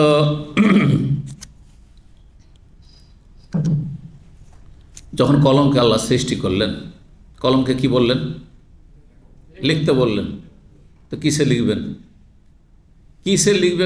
কলম লিখবে কিসে? লেখার জন্য জায়গা লাগবে না? কাগজ, লহে মাহফুজ। তাহলে লহে মাহফুজ আগে না কলম আগে? এটা একটা চিন্তার বিষয়। জি হ্যাঁ, তো যাই হোক ইনশাআল্লাহ। তো চলেন, বলছেন কি যে তার আরশ ছিল পানির ওপর। ওয়াকাতাবা ফি যিকরে, এবং আল্লাহ লিখে রেখেছেন জিকিরে, মানে উপদেশের ফলকে। জিকির, এই জিকির বলতে লহে মাহফুজ, জিকির বলতে এখানে যাতে আল্লাহর উপদেশ, লহে মাহফুজ থেকে কোরআনে কারীম এসেছে, বাল হুয়া কোরআনুম মাজিদ ফি লহে মাহফুজ। তকদির কোথায় লেখা আছে? লহে মাহফুজে লেখা আছে। জি হ্যাঁ, সমস্ত কিছু লেখা আছে। জি, ওয়াকাতা ফি যিকরি কুল্লা শাই, আর লহে মাহফুজের সুরক্ষিত ফলকে সব কিছু আল্লাহ লিখে রেখেছেন। ওয়া খালাকাস সামাওয়াতি ওয়াল আরযা, আসমান সমূহ এবং জমিন সমূহ সৃষ্টি করেছেন। যেমন আসমান 7টি, তেমনি আকাশ যেমন 7টি, তেমনি জমিনও 7টি। কিন্তু ওলামাদের ইখতিলাফ রয়েছে, এক আকাশ থেকে আর এক আকাশের মাঝে কি রয়েছে? 500 বছরের দূরত্ব রয়েছে এবং খোলা রয়েছে, তাই না? তার উপরে প্রত্যেক আকাশে গিয়ে আবার দরজা রয়েছে ইত্যাদি। 7 জমিন, একটি জমিন আর একটি জমিনের সাথে লেগে আছে না? ওই রকম একবারে সেম। জি হ্যাঁ, সাত সাত জমিন আছে, এটি কোরআন দ্বারা প্রমাণিত। কিন্তু একটি জমিন আর আরেকটা জমিন মাঝখানে এইরকম ফাঁকা আছে, এর শক্তিশালী কোনো দলিল নেই, কোনো দলিল নেই। হতে পারে একটি জমিন আরেকটি জমিনের সাথে লেগে আছে। তারপরে আরো বাড়াবাড়ি হবে যদি কেউ বলে যে সাত জমিন একেবারে প্রত্যেক জমিন এই রকম জমিনের মতো আছে, আর এই জমিনে যেমন যত পশু প্রাণী আর মানুষ বাস করছে ঠিক ওইখানেও মাখলুক বাস করছে, আর প্রত্যেক জায়গায় ওই রকম নবী এসেছে, তাহলে এগুলি বাড়াবাড়ি কথা, এগুলি কথার কোনো সনদ সহি নেই। জি জি, আল্লাহ শুধু একটি আয়াতে সূরা তালাকে বলেছেন ওয়ামিনাল আরদি মিসলাহুন্না, সাত সাত সাত বলে আল্লাহ সাত আকাশের কথা বলেছেন, সাবা সামাওয়াত অমিনাল আরজে, আর জমিন তার মতোই। তো মতো আংশিক হয়, মতো মানে পুরো না। আমি আপনার মতো মানে কি পুরাপুরি না? মোটেই না, হয়তো কিছু একটা মিল আছে, হয়তো চেহারাতে একটু মিল আছে। আপনার দুই ভাই একই রকম মোটেই না। এমনকি মানুষকে আংশিকভাবে সিংহের সাথে তুলনা করা হয়। এই লোকটি একবার সিংহ পুরুষ, মানে কি সিংহের মতো তার ইয়ে আছে, হ্যাঁ, সবল আছে, স্বীকার করো, হ্যাঁ, নখ আছে একবারে, হ্যাঁ। আর হিংসুরু, মানুষ হিংসুরু, জায়দুল কাল আসাদ, জায়দ হয়েছে সিংহের মতো। তো কিছু একটা জিনিস শুধু দেখতে মানুষের মতো তার গা শরীর, হ্যাঁ, না ওই জায়দের শরীরে দিয়ে আছে ওই লোম আছে এর মতো, বাঘের মতো, সিংহের মতো। কোন জিনিসের তুলনা করা হয়েছে? হ্যাঁ, সাহস বলা যেতে পারে, বীরত্বে, জি, শক্তি, বীরত্বে। তো বলছেন আল্লাহ রাব্বুল আলামিন আসমান জমিন সৃষ্টি করেছে। ফানাদা মুনাদিন, হঠাৎ করে একজন ডাক দিয়ে উঠেছে, জাহাবাত নাকাতুকা ইবনুল হুসাইন, হে হুসাইনের সন্তান ইমরান বিন হুসাইন, তোমার উষ্ট্রি পালিয়ে গেছে, ধরো না তো গেল। ফান্তালাক্তু, তখন আমি চলে গেলাম। ফাইদা হিয়া ইয়াখতাউ দুনাহা সারাব, গিয়ে দেখছি যে আমার উষ্ট্রি এত দূরে পালিয়ে গেছে। সারাব মানে হচ্ছে মরিচিকা, মরিচিকাময় প্রান্তরের দূরত্বে সে পৌঁছে গেছে। মরিচিকা কাকে বলে? যে বলবেন হাত তুলবেন। মরিচিকা বুঝেন? হ্যাঁ, একজন ওই যে বলছে, আসলে পানি নেই, এটা সাধারণত বালির চরে বেশি হয়, নদীর চরে যে বালিগুলো থাকে এখানে বেশি হয়। এমনি আপনার ফসলের জমিতে ওইরকম হয় না, হ্যাঁ, বালির চরে খুব বেশি হয় এটা। আর এমনি রোডেও পানি লাগে, কিন্তু এই রোড রাস্তাগুলোতে দেখবেন একটু দূরে মনে হচ্ছে ভিজা আছে, আর যত কাছে যাচ্ছেন কিছুই নেই, সব শুকনা, ভিজা মনে হয় না? জি, কিন্তু আসল মরিচিকা হচ্ছে যে আপনার নদীর যে চরগুলি রয়েছে, বালির চর, এক কথা বালির চর। আল্লাযীনা কাফারু আমালুহুম কাসারাব, আল্লাহ সূরা নূরে বলেছেন যে কাফেরদের আমলগুলি কিয়ামতের দিনে ওরা দেখতে পাবে, কিন্তু কীরকম দেখবে? মরিচিকার মতো, মানে মরিচিকার দিকে ছুটতেই থাকেন কিয়ামত পর্যন্ত, কখনো পানি পাবেন না, শুধু বালির চর আর বালির চর। ঠিক ওই রকমই কাফেররা মনে করবে যে আমরা তো কিছু জনকল্যাণমূলক কাজ করেছি, দেশের সেবা করেছি, এলাকার সেবা করেছি, কালভেট তৈরি করেছি, তো ব্রিজ তৈরি করেছি, তো আমরা এই করেছি সেই করেছি, অনেক লোকের চাকরির ব্যবস্থা করে দিয়েছি, এই করেছি সেই করেছি, কিন্তু ঈমান ইসলাম কিছুই ছিল না। তারা বোঝায় আল্লাহ পরকালে বিশ্বাসী ছিল না। তাদের আমলগুলি মরিচিকার মতো, মরিচিকাতে যেমন পানি পাওয়া যায় না, তেমনি তাদের এই আমলগুলি আখিরাতে জান্নাতে নিয়ে যাবে না। তবে দুনিয়াতে পেয়ে গেছে, যদি জনকল্যাণমূলক কেউ কাজ করে থাকে, সে কাফেরও যদি হয়, তাহলে দুনিয়াতে পেয়ে গেছে। আল্লাহ খালি হাতে ফিরিয়ে দেয় না কাউকে। আল্লাহ এত বড় দয়ালু এবং তিনি সুবিচারকারী যে তিনি অবিচার করেন না। আখিরাতে পাওয়ার জন্য ঈমান শর্ত ছিল, ঈমান তুমি নিয়ে আসতে পারোনি, কিন্তু তুমি অনেক ভালো কাজ করেছো, সেগুলি থেকে তোমাকে বঞ্চিত করব না, সেটা দুনিয়াতে তোমাকে দিয়ে দেবো। এই জন্য দেখা যায় অনেক কাফেরের সুনাম, সুখ্যাতি, মান সম্মান, রাজত্ব বারবার করে, হ্যাঁ, দুনিয়ার মেলা ক্ষমতা, ধন দৌলত, হ্যাঁ, মানসিক শারীরিক সুখ শান্তি, ভোগবিলাসের সামগ্রী, এগুলো দিয়ে বিদায়, যা দুনিয়া নিয়ে বিদায় হয়ে যা, ভালো কাজ কিছু করেছি, যা বিদায় হয়ে যা। বড় বড় প্রতিষ্ঠান ধারণ করেছে, কিন্তু কাফের নাস্তিক, কিন্তু তাদের দ্বারা কিছু বড় প্রতিষ্ঠান হয়েছে, সেখান থেকে মানুষরা উপকৃত হচ্ছে, তাদের সুনাম হচ্ছে না, হ্যাঁ, সুনাম হচ্ছে, এই দুনিয়ার সুনামটা দিয়ে বিদায় বাস। বলছেন যে এই ইমরান বিন হোসেন তখন বলছেন যে এত দূরে চলে গেছে যে মরিচিকাময় প্রান্তর চাইতেও দূরে পৌঁছে গেছে। আমার মাঝে আর তার মাঝে মানে মরিচিকা দেখছি, ওট দেখছি যে মরিচিকা ধু করছে, আর এত দূরে ওট পৌঁছে গেছে। ফাওয়াল্লাহ, আর ওর পিছনে যেতে যেতে আমার অনেক সময় লেগে গেল, হয়রানির শেষ থাকলো না। ফাওয়াল্লাহ, আল্লাহর কসম করে বলছে, ওদের তো আমি এখন পছন্দ করছি আন্নি কুনতু তারাকতুহা, যদি ওটটাকে আমি ছেড়েই দিতাম আর এলেম শিখতাম, সেই বসে থাকতাম, শুরু থেকে শেষ পর্যন্ত নবী সাল্লাল্লাহু আলাইহি ওয়াসাল্লাম গুরুত্বপূর্ণ কথাগুলি আমি শুনতাম, এটা আমার জন্য কল্যাণকর হইত। জি, 3192 নম্বর হাদিস বলছেন আব্দুল্লাহ বিন সামিয়াত ওমারা, তারেক বিন শিহাব বলছেন ওমর রাদিয়াল্লাহু তাআলার কাছে শুনেছি ইয়াকুলু কামা ফিনান নবী সাল্লাল্লাহু আলাইহি ওয়াসাল্লাম, আমাদের মাঝে একবার দাঁড়ালেন ভাষণ দিতে, মাকামান মানে ভাষণের স্থানে। ফাআখবারানা আন বাদিল খাল, আমাদেরকে জানিয়ে দিলেন সৃষ্টির সূচনা সম্পর্কে, এমনভাবে বলা শুরু করলেন হাত্তা দাখালা আহলুল জান্নাতে মানাজিলাহুম ওয়া আহলুন নারে মানাজিলাহুম, এমন কি জান্নাতীরা জান্নাতে তাদের স্থান পর্যন্ত পৌঁছা পর্যন্ত, আর জাহান্নামীরা জাহান্নামে যাওয়া পর্যন্ত এত দূর পর্যন্ত বয়ান করে দিলেন।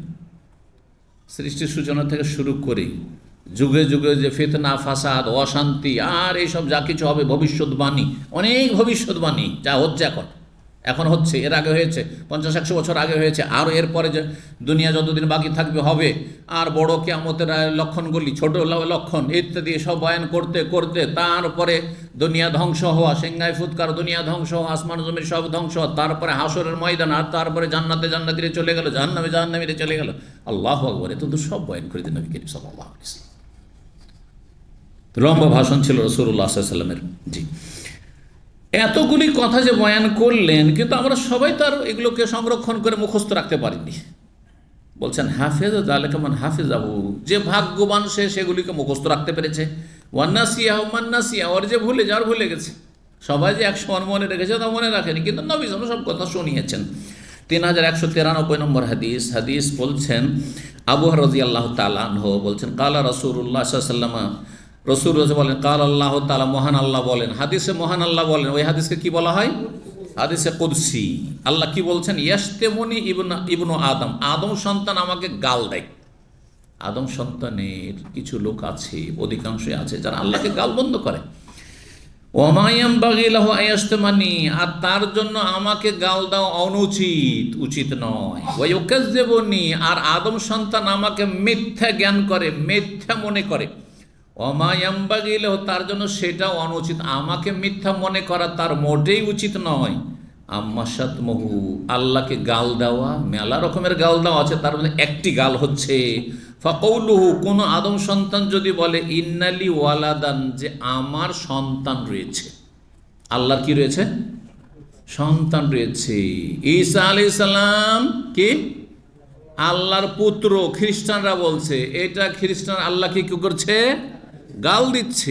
আল্লাহকে গাল দেওয়া উপলক্ষে 25শে ডিসেম্বর তাদের বড়দিন, আর সেই দিনে আপনি তাদের অনুষ্ঠানে অংশ নিচ্ছেন অথবা তাদের অভিনন্দন দিচ্ছেন, তাদের উইশ করছেন আপনি, এটা তাহলে আপনি স্বীকৃতি দান করছেন যে তোমরা আল্লাহকে গাল দিচ্ছ, এটা আমি সমর্থন করছি।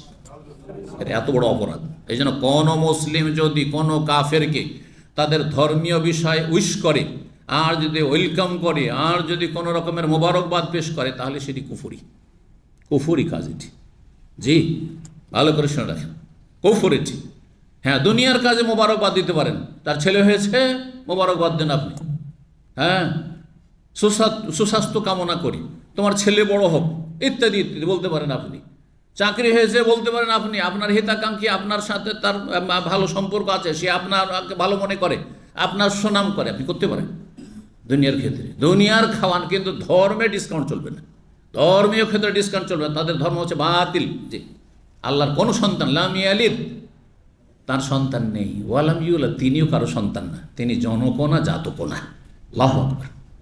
আল্লাহকে গাল দেওয়া হচ্ছে যে আল্লাহর জন্য সন্তান সাব্যস্ত করা।